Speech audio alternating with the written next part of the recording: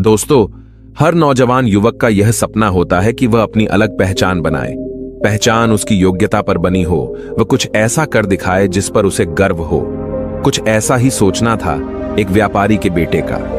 यह कहानी है जापान के एक व्यापारी की जो उस शहर का सबसे अमीर व्यक्ति था। उसके पास सब कुछ था, उसके पास किसी चीज की कोई कमी नहीं थी, केवल अपने बेटे से परेशान था। एक दिन वह व्यापारी अपने बेटे से कहता है, बेटा, तू मेरे साथ व्यापार में हाथ क्यों नहीं बढ़ाते? तुम्हें व्यापार के तौर तरीके सीख लेने चाहिए, क्योंकि भविष्य में तुम्हें यही तो करना है। यदि तुम व्यापार में हाथ नहीं बढ़ाओगे तो फिर क्या करोगे? वह नौजवान युवक अपने पिता से कुछ नहीं कहता, क्योंकि उसका व्यापार में बिल्कुल भी मन नहीं लगता था। वह दिन भर मार्शल आर्ट्स की किताबें पढ़ता और जब भी कोई समुराई शहर में आता तो वह पूरा समय उसी के पीछे पीछे घूमता रहता। एक बार पूरे परिवार के सदस्यों ने मिलकर उसे समझाने की कोशिश की। वे कहने लगे, बेटा, तुम्हारे पास इतना बड़ा व्यापार है, फिर भी तुम अपने पिता का हाथ क्यों नहीं बढ़ाना चाहते? यदि तुम अपना व्यापार नहीं देखोगे तो फिर कौन देखेगा? इस पर वह नौजवान युवक जवाब देते हुए कहता है, मैं खुद के दम पर कुछ बनना चाहता हूं। मैं चाहता हूं कि मेरी एक अलग पहचान हो, लोग मुझे जाने, और इसलिए मैं इस देश का सर्वश्रेष्ठ धनुर्धर बनना चाहता हूं। उस युवक की यह बात सुनकर उस व्यापारी को बहुत क्रोध आया, लेकिन फिर भी उसने अपने क्रोध पर काबू पाया। कुछ देर सोच विचार करने के बाद उस व्यापारी ने अपने बेटे से कहा, बेटा, अगर तुम यही करना चाहते हो तो ठीक है, मैं अगले 3 साल का समय तुम्हें देता हूं। यह सुन वह नौजवान युवक बहुत खुश हुआ। तभी आगे वह व्यापारी कहता है, लेकिन मेरी एक शर्त है। इस पर वह नौजवान युवक कहता है, क्या शर्त है आपकी पिताजी? उसके पिताजी अपने बेटे से कहते हैं, देखो, मैं तुम्हें अगले 3 साल का समय तो दे रहा हूं, लेकिन तुम्हें हर साल मुझे यह बताना होगा कि तुम क्या कर रहे हो और तुमने उसमें कितनी उन्नति कर ली है। यदि तुम मुझे अपने काम से संतुष्ट कर पाए तब तो ठीक है, वरना तुम्हें मेरे साथ मेरे व्यापार में हाथ बढ़ाना होगा। नौजवान युवक काफी सोच विचार कर अपने पिता से कहता है, ठीक है पिताजी, मुझे आपकी शर्त मंजूर है। उसके ठीक 2 दिन बाद वह नौजवान युवक अपने पिता की आज्ञा लेकर धनुर्विद्या सीखने के लिए घर से निकल पड़ता है और वह कई दिनों की यात्रा करके एक गुरु के पास पहुंचता है। वह गुरु जापान में धनुर्विद्या और युद्ध कला सिखाने के लिए प्रसिद्ध थे। उनकी ख्याति दूर दूर तक फैली हुई थी, लेकिन वह बहुत कम लोगों को अपना शिष्य बनाते थे।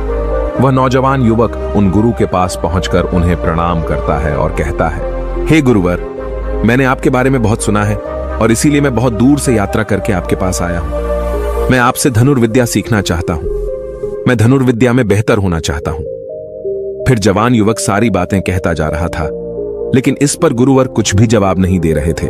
और जब कुछ देर तक उन गुरुवर ने जवाब नहीं दिया तो इस पर उस नौजवान युवक ने अपने घर पर बीती सारी बातें उन गुरु को बता दी। उसने यह बता दिया कि किस तरह से उसके पिता ने उसके सामने शर्त रखी है कि यदि वह अपने जीवन में सफल न हो पाया, उसने अपने जीवन में वह न कर पाया जो वह करना चाहता है, तो उसे उनका व्यापार आगे बढ़ाना होगा।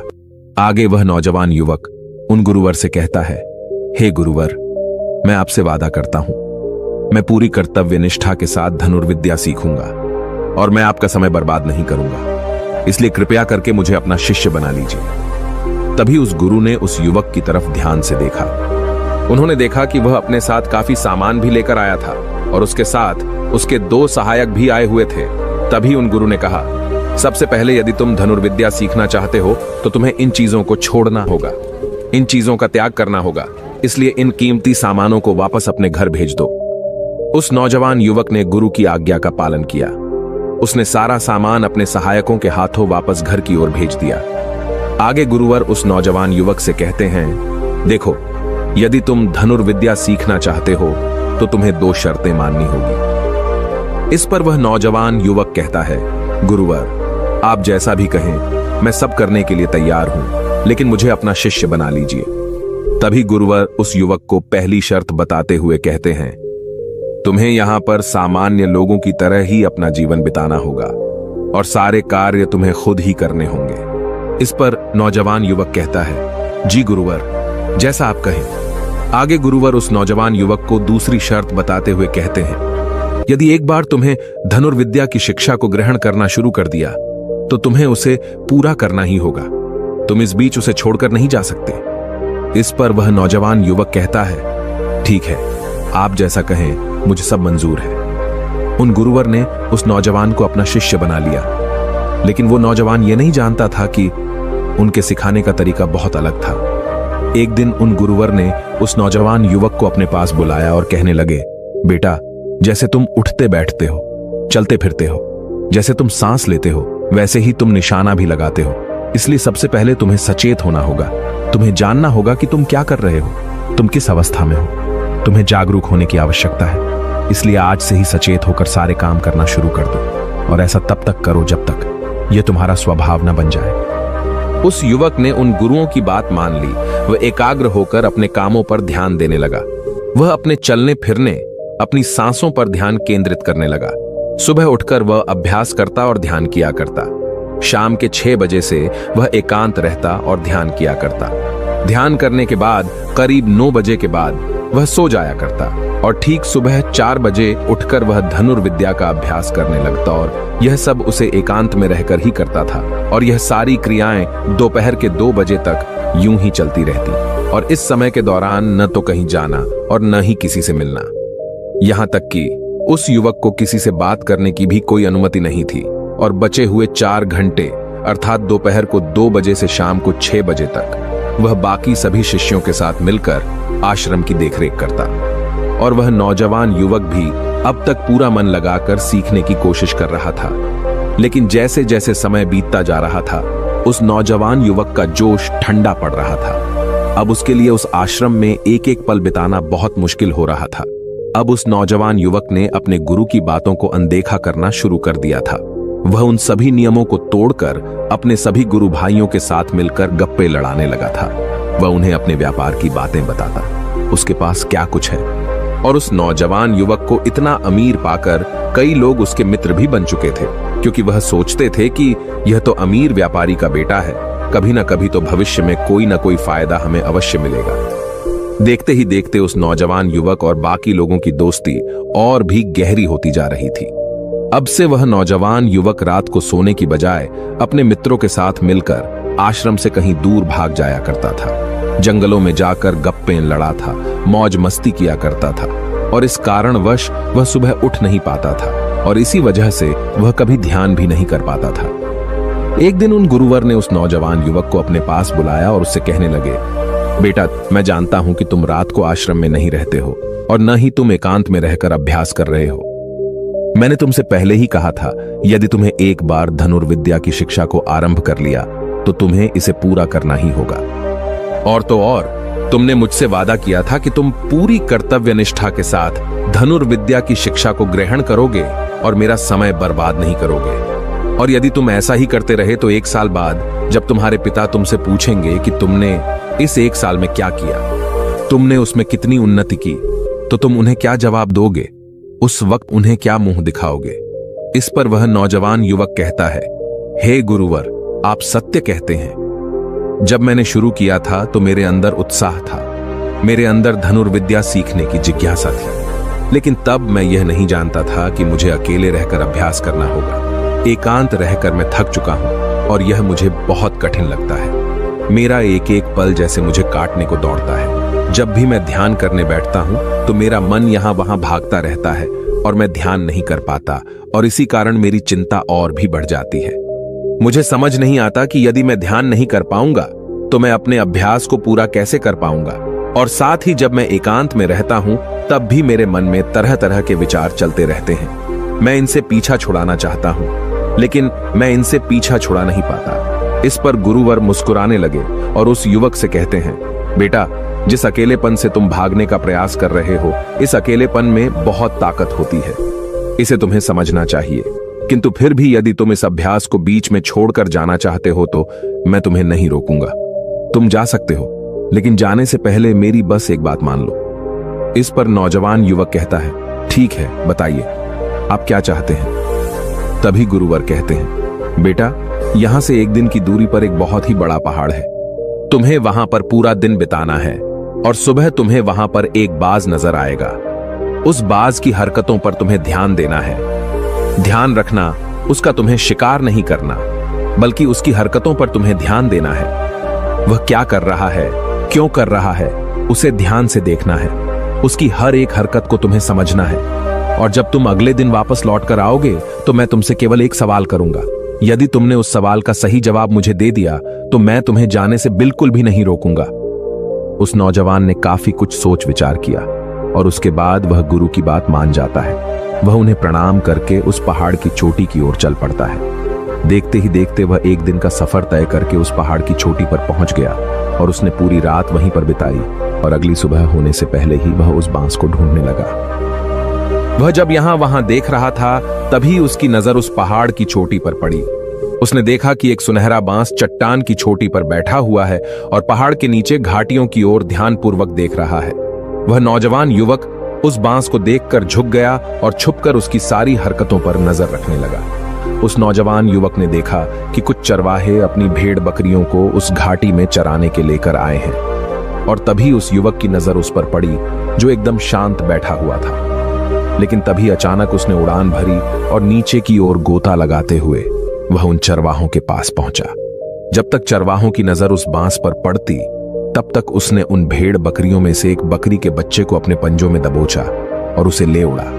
जब तक चरवाहे कुछ समझ पाते तब तक शिकार हो चुका था।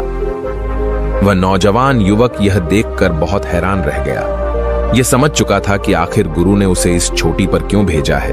वहां से वापस अपने गुरु के पास लौटा और उसने वहां पर बीती हुई सारी कहानी उन गुरुवर को बता दी। तभी गुरुवर उस युवक से कहते हैं, अच्छा तो तुम मुझे यह बताओ कि तुमने वहां पर क्या सीखा। तभी वह नौजवान युवक कहता है, गुरुवर वह बाज बहुत ही चालाक है। काफी देर तक तो यूं ही वह शांत रहा, लेकिन जैसे ही उसे अपना शिकार नजर आया उसने शिकार तय किया और एक उड़ान भरी और उड़ान के साथ वह अपने शिकार को ले उड़ा। इससे हमें यह समझने को मिलता है कि वह बाज बहुत ही चतुर और बहुत ताकतवर भी है और साथ ही साथ वह बहुत तेज भी है। इस पर गुरुवर हंसते हुए कहते हैं, बेटा उस बात को तुमने आज देखा है, लेकिन यदि उसे तुमने करीब 2 महीने पहले देखा होता तो तुम उस पर यकीन नहीं कर पाते। ऐसे बाज केवल पहाड़ी इलाकों में ही पाए जाते हैं और इन बाजों की उम्र करीबन 80 वर्ष की होती है।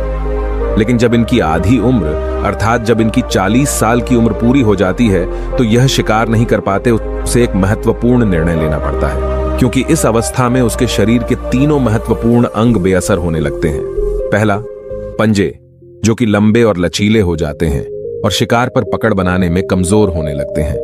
दूसरा, चोंच, जो कि आगे की ओर मुड़ जाती है और भोजन निगलने में मुश्किलें होने लगती हैं। तीसरा, पंख, जो भारी हो जाते हैं और सीने से चिपकने कारण पूरे खुल नहीं पाते हैं। ये उसके उड़ान सीमित कर देते हैं। भोजन ढूंढना, भोजन पकड़ना और भोजन खाना तीनों काम करना मुश्किल हो जाते हैं। उसके पास 2 ही रास्ते बचते हैं, या तो शरीर छोड़ दें या फिर खुद में बदलाव करे। इनका शरीर मृत्यु की ओर बढ़ने लगता है, लेकिन इनकी विशेषता तो यही है कि ये बाज अपनी मृत्यु को स्वीकार नहीं करते। जहां पहला रास्ता सरल और तुरंत समाधान देने वाले हैं, वहीं दूसरा अत्यंत पीड़ादायी और लंबा। बांस पीड़ा चुनता है और खुद में बदलाव करता है। वह धीरे धीरे उड़ान भरकर किसी ऐसी जगह पर जा पहुंचते हैं जहां बहुत शांति होती है और वहां अपना घोंसला बनाता है। फिर वहां पर जाकर वो सबसे पहले अपनी कमजोरी अर्थात अपनी उस मुड़ी हुई चोंच को पत्थर पर मार मार कर उसे तोड़ देते हैं। अपनी चोंच तोड़ने से ज्यादा पीड़ादायक कुछ भी नहीं पक्षी के लिए। अब वह इंतजार करता है चोंच के फिर से उगाने का। उसके बाद वह अपने पंजे भी उसी प्रकार तोड़ देता है और इंतजार करता है पंजों के दोबारा उगाने का। और देखते ही देखते इनके पंजों में नए नाखून आते हैं। नई चोंच और पंजे आने के बाद वह अपने भारी पंखों को एक एक कर नोच कर निकालता है और प्रतीक्षा करता है पंखों का फिर से उगाने का। और इस क्रिया में पूरे 3 महीने लगते हैं और 3 महीनों के अंदर इन बाजों का एक नया पुनर्जन्म होता है और तब उसे मिलती है वही भव्य और ऊंची उड़ान, पहले जैसी नहीं। इस पुनर्जन्म के बाद वह 30 साल और जीता है, ऊर्जा, सम्मान और गरिमा के साथ। आगे गुरुवर इस नौजवान युवक से कहते हैं, तुम उस बाज की तारीफ कर रहे हो जो अकेले रहना पसंद करता है, शांत रहना पसंद करता है, जो पूरे 3 महीने एकांत में रहकर तपस्या करता है, अपने आप को शिकार के लायक बनाता है, तब जाकर वह कहीं शिकार करने योग्य बन पाता है। तुमने देखा होगा कि जो भी ताकतवर इंसान है वह हमेशा एकांत ही रहता है, लेकिन जो व्यक्ति कमजोर है जिसके अंदर तरह तरह की कमियां हैं, वह लोगों के बीच छुपने का प्रयास करता है। आगे गुरुवर उस नौजवान युग से कहते हैं, मेरी बात ध्यानपूर्वक सुनो। यदि तुम अपने जीवन में सफल होना चाहते हो, अपनी पहचान बनाना चाहते हो, तो सबसे पहले दिशाहीन से दृढ़ निश्चय वाले बनो। क्योंकि जब तुम खुद के लिए समय निकालते हो, जब तुम एकांत रहने का चुनाव करते हो, तो तुम अपने दिन में जो भी काम कर रहे हो उस पर तुम ध्यान दे पाते हो, तुम सचेत हो पाते हो और साथ ही तुम किसी भी चीज पर सही निर्णय भी ले पाते हो। और एकांत आपको हमेशा कुछ न कुछ नया सिखाता ही रहता है। आगे गुरुवर उस युवक को दूसरी बात बताते हुए कहते हैं, आज जो मौका तुम्हारे पास है वह मौका तुम्हें दोबारा नहीं मिलेगा। इसीलिए इस मौके की कीमत को समझो, क्योंकि तुम्हें एकांत खुद को बनाने के लिए मिला है। तो अपने जीवन में देखो, उसे समझो और उन कमियों को दूर करो। तुम तो बड़े शहर से हो और तुमने यह भी देखा होगा कि शहर के लोग अपना पालन पोषण करने के लिए दिन रात मेहनत करते रहते हैं। न तो उनके पास सीखने का समय है और न ही एकांत में रहने का। इसलिए वह कभी भी खुद को जान तक नहीं पाते। यह अकेलापन, यह संघर्ष जिसे तुम व्यर्थ समझ रहे हो और जिसे तुम यूं ही बर्बाद कर रहे हो, यह मौका तुम्हें कुछ बनने के लिए मिला है और यह मौका दोबारा लौटकर वापस नहीं आएगा। आगे गुरुवर उस युवक को अगली बात बताते हुए कहते हैं, जिन लोगों के साथ तुम घूमते रहे हो, जिनके साथ गप्पे लड़ा रहे हो, जिनके साथ अपना समय काट रहे हो, उन्हें तो खुद तक नहीं पता कि वह क्या कर रहे हैं। उन्हें खुद इस बात का एहसास नहीं है कि वह खुद अपना कितना बड़ा नुकसान कर रहे हैं। तुम ऐसे लोगों के साथ अपना समय बिताते हो तो अवश्य ही तुम भी दिशाहीन हो जाओगे और तुम भी यह समझ नहीं पाओगे कि तुम्हें अपने जीवन में क्या करना है। शुरू शुरू में तुम्हें अकेले रहने में थोड़ी तकलीफ जरूर होगी, लेकिन धीरे धीरे आपको इसके साथ रहने की आदत पड़ जाएगी। इसलिए अकेलेपन का इस्तेमाल एकांत रहने के लिए करो और अपना उद्देश्य याद रखो। यह याद करो कि तुम यहां पर क्यों आए थे और तुमने अपने जीवन में क्या लक्ष्य तय किए थे। गुरुवर के इतना कहने के बाद वह नौजवान युवक सोचने लगा। वह यह समझने लगा कि आखिर वह यहां पर क्यों आया था। तब उसे याद आया कि उसके गुरु ने उसे क्या कहा था कि अपने अकेलेपन का इस्तेमाल करो, क्योंकि अकेलापन ही एकांत बन जाएगा और वह तुम्हें आगे बढ़ने में तुम्हारी मदद करेगा। दूसरी बात, अभ्यास में संतुष्टि ढूंढो, क्योंकि उस नौजवान युवक के गुरु ने कहा था कि सारा ध्यान केवल अभ्यास में लगाना, इसके अलावा कुछ और पाने की कोशिश नहीं करना। क्योंकि जब हम कहीं और जाने की या कुछ अलग पाने की कोशिश करने में लग जाते हैं, तब हम अपने मन के बनाए हुए जाल में फंसते चले जाते हैं और हमारा संबंध वर्तमान से टूट जाता है। और तब हमें ऐसा लगने लगता है जैसे हम कहीं पर फंसे हुए हैं। हम बहुत दुखी हैं, हम बहुत निराश हैं और कहीं पर पहुंच नहीं पा रहे। और इसी के साथ में उस नौजवान युवक को उन गुरु की तीसरी बात भी याद आती है कि प्रकृति में ध्यान करो। जब भी तुम्हें समय मिले तो किसी एकांत जगह पर या फिर किसी पेड़ के नीचे बैठकर ध्यान करो। केवल अपनी सांसों पर ध्यान दो।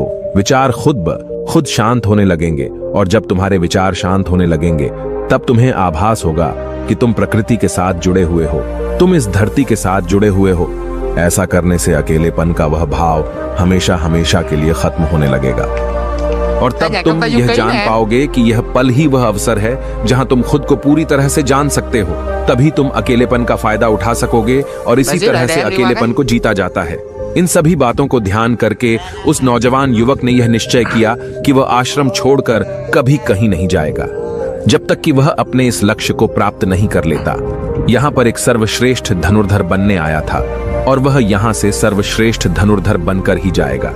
इसके बाद वह अगले ही दिन से अभ्यास में पूरी तरह से लीन हो गया। दोस्तों, यदि आप अपने जीवन में अपनी पहचान बनाना चाहते हैं, अपने जीवन में कोई लक्ष्य प्राप्त करना चाहते हैं, तो कुछ अलग पाने का प्रयास छोड़ दें। क्योंकि जब हम कुछ अलग और कुछ खास पाने का प्रयास करने लग जाते हैं, तब हम यह भूल जाते हैं कि हमारा लक्ष्य क्या है और हम अपने लक्ष्य से दिशाहीन होने लगते हैं। और इसी कारण हम अपने लक्ष्य तक कभी पहुंच नहीं पाते, क्योंकि हमारा मन हमें कुछ अलग पाने के लिए निरंतर प्रेरित करता रहता है। और इसी कारण हम अपने मन के जाल में फंसते चले जाते हैं और हम अपने लक्ष्य पर ध्यान नहीं दे पाते। इसलिए अपने जीवन में यदि आपको कोई लक्ष्य हासिल करना है तो अधिक पाने का प्रयास छोड़कर केवल अपने अभ्यास पर ध्यान केंद्रित करें और देखना कि आप जरूर ही अपने लक्ष्य को प्राप्त कर पाएंगे। दोस्तों, आपने आज के इस वीडियो से क्या सीखा वह मुझे आप कमेंट में बता सकते हैं। इसी के साथ में उम्मीद है कि आपको आज की वीडियो पसंद आई होगी। तो इस वीडियो को उस इंसान को शेयर करें और उसी के ठीक बाद चैनल को सब्सक्राइब करें। तो चलिए फिर मिलते हैं ऐसी एक और नई वीडियो में। तब तक के लिए अपना ख्याल रखें। धन्यवाद और नमो बुद्धाय।